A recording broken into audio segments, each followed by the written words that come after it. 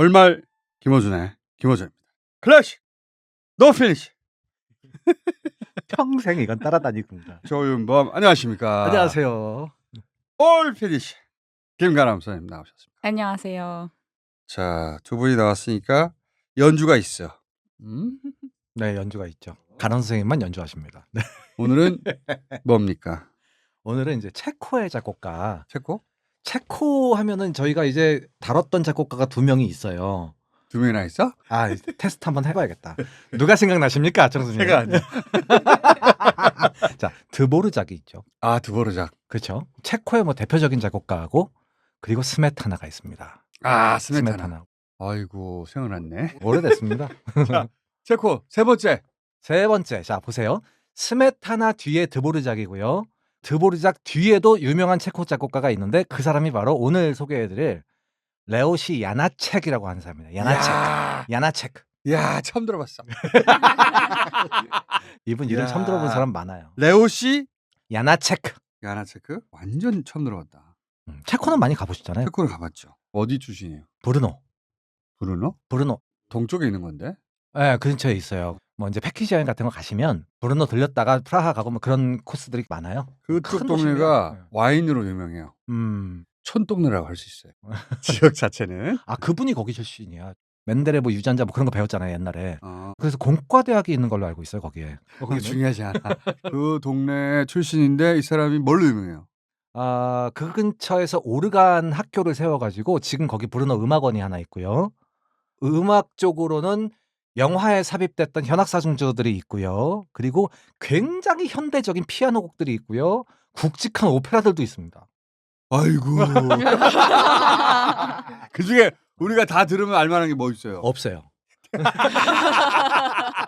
뭘로 유명해졌어, 그럼? 원래 이분이 첫 번째 오페라가 굉장히 성공을 해서 하는데 문제는 이 체코 오페라다 보니까 음악이 어렵진 않은데 이상하게 그걸 듣고 있으면 어렵게 들려요. 체코어 때문에. 신기한 건 가사가 없는 버전을 한번 들어봤거든요.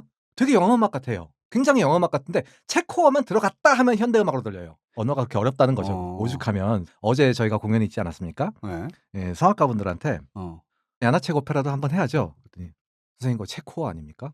이러시더라고요. 그래서 맞죠? 그랬더니 아이고 막 이러시더라고. 아니 그게 실제로 체코 알파벳들이 있잖아요. 네. 알파벳 중에 하나가 기네스북에 등재된 게 있어요. 그 이유가 세상에서 가장 발음하기 희한하고 어려운 철자여서. 그게 그건가 보다. 무슨 네, 맞아요. 이상한 발음이. 네. 불어의 알자하고 비슷하게 흑흑거리는 거야? 더 희한한 거. 따라도 못 하겠던데요. 너무 신기해. 오죽하면 어제 그 성악가분들 그러시더라니까요. 그 체코어는 그 발음 하나만 할 수 있으면 된다고. 어차피 알아듣는 사람도 없는데 대충 하면 되지 뭘. 아이 그래도 우리는 프로니까 고증을 철저히 해서 그럼요. 자막이 잘못 나와도 우리는. 야나체크가 그러면 뭘로 유명해진 거예요? 아, 이분이요. 예누파라는 오페라로 유명해졌는데 젊었을 예누파? 때. 그것도 아유, 처음 들어봤는데. 그게요. 오페라 좋아하시는 분들도 많이 못 봤어요. 우리나라에서 잘 안 했을 거예요, 그게. 내용이 되게 충격적이고 슬퍼요. 어떻게? 한 여자분의 아주 비통한 삶을 그린 건데 이 여자분이 원치 않는 아이를 가진 거예요. 근데 그 남자는 결혼을 안 해줘요. 나 너랑 결혼할 생각 없어 이러면서. 계속 결혼해달라고 하는데 이 여자를 좋아하는 남자는 따로 있어요. 근데 이 여자는 또 그 남자한테 관심이 없는 거야. 오페라는 원래 그렇잖아. 근데 나쁜 놈이 테너야 또? 테너죠. 근데 이제 문제는 뭐냐면 이 딸을 가련하게 생각한 양엄마가 보통 이야기에 양엄마 나오면 나쁘게 나오지 않습니까? 근데 이 양엄마는 진짜 이 여자를 너무 사랑하는 거야. 자기 딸처럼. 너무 사랑한 나머지 다른 남자하고 진짜 좋아하는 남자는 걔니까 얘한테 시집을 보내고 싶은 거야. 이 양엄마는. 딸을 정말 좋아하는 남자, 진짜 사랑하는 남자한테. 딸을 좋아하는 남자랑 결혼. 그렇죠. 딸이 좋아하는 남자가 아니라 걔는 논팽이야. 그래서 그 남자한테까지 물어봐요. 양엄마가 가서 너 얘가 애가 있어도 사랑할 수 있니? 그랬더니 얘가 이제 현실적인 고민을 하는 거야. 이 남자가. 고민을 하고 나서 제가 키우겠습니다. 매달 얼마 주십시오. 아니야. 진짜로 사랑하는 진짜 착실한 애예요. 그래서 이 남자와 내 딸을 맺어줘야겠다라고 생각을 한 나머지 이 엄마가 딸이 잠들었을 때 아기를 데리고 강에다 버립니다. 아기를? 그래놓고 이 딸이 깨어났을 땐 애가 사고로 죽었다. 라고 하니까 이 딸이 받아들여요 이걸. 어차피 난 애를 키울 수 있는 운명이 아닌가 보다. 그래갖고 널 정말 사랑하는 남자가 있으니 그 남자하고 결혼해라 이렇게 해서 결혼을 해요. 결혼식이 거행되고 있는데 애가 발견이 돼요. 죽은 애가. 얼음 속에서 발견이 된 거야. 마을 사람들이 난리가 난 거야. 지금 막 결혼을 올리려고 하는데 난리가 나서 사처지정을 다 알았고 엄마가 얘야 그거 내 잘못이다. 내가 한 일이다. 이렇게 돼서 마지막에 재판받으러 가면서 끝나요. 엄청 처절한 오페라예요. 얘기가 거기서 그냥 끝나? 뭐 얘기가 그렇게 끝나버려가? CSI야? 진짜 사랑해서 결혼을 하게 된다는 이야기예요. 하지만 재판은 받으러 간다라는.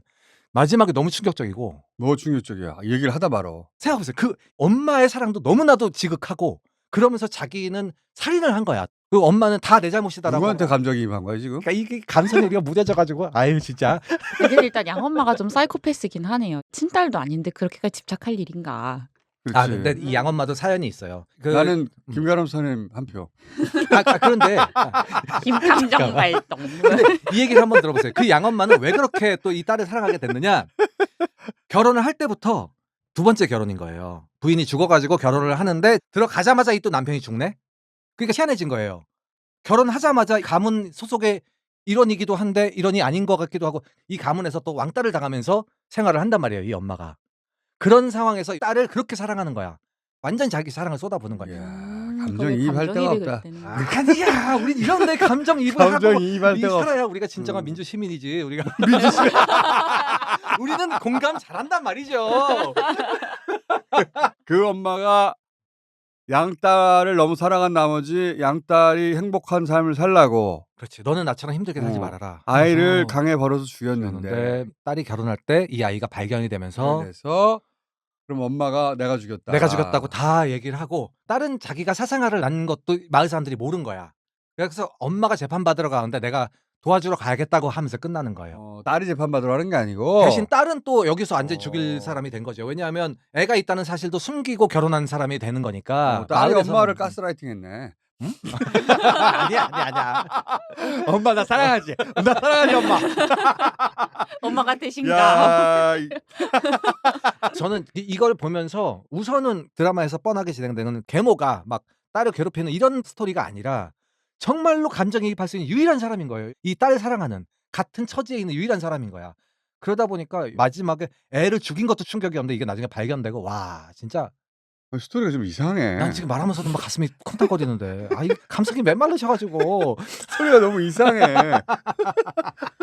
그 뒤에 있는 거 아니야? 아니에요. 딸이 알고 봤더니 아쿠아의 후회 막 그래가지고 아니야. 이게 그러니까 그 당시에 계급 사회를 보여주는 보수적인 마을에서 사람들이 거의 추방할 정도가 되는 그런 차별을 받는 그런 사람들의 비애를 완벽하게 그린 첫 번째 오페라예요. 그런 게 없잖아요. 기존의 오페라 스토리 라인은 아니긴 한데 네. 야나체크가 자기가 겪은 일인가? 겪은 일은 아니에요. 야나체크의 감수성의 정체를 모르겠네. 이분은요. 왜 이렇게 됐어? 옛날부터 좀 반항심이 많아가지고 반항심? 전통적으로 뭘 가르치는 선생님과 맨날 싸우는 그런 성격이긴 해요. 집안에 그런 일은 없었어.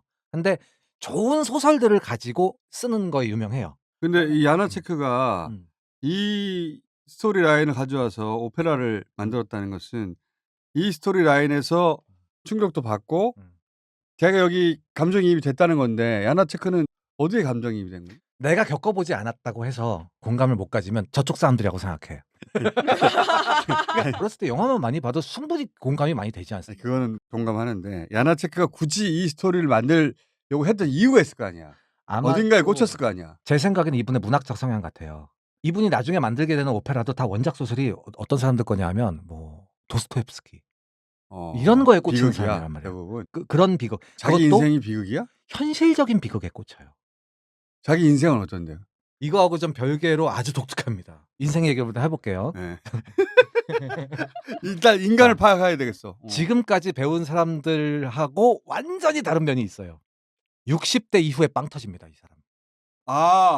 이 사람의 음악가로서의 성공은 60대 이후부터 시작되는 거예요? 예누파라는 오페라는 젊었을 때 나왔지만 그것도 30대였지만 그때도 오페라가 재밌다 정도였고 정말 국제적인 음악가로 빵 뜨는 건 60대 이후고요. 특이하다. 왜냐 60대 이후에 무슨 일이 있었는데 인생에? 젊은 여자를 만납니다.